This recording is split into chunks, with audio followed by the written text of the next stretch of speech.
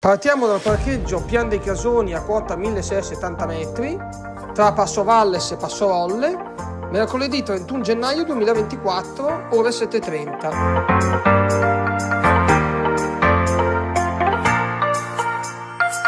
Ci incamminiamo lungo la bellissima Val Veneggia con davanti a noi l'altopiano delle Pale di San Martino.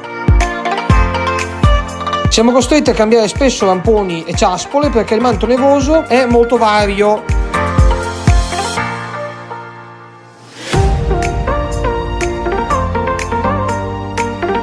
Saliamo un ripido e faticoso canalone per poi passare sotto le Pale di San Martino in un catino, fino ad arrivare a Passo Mulaz, circa 2600 metri.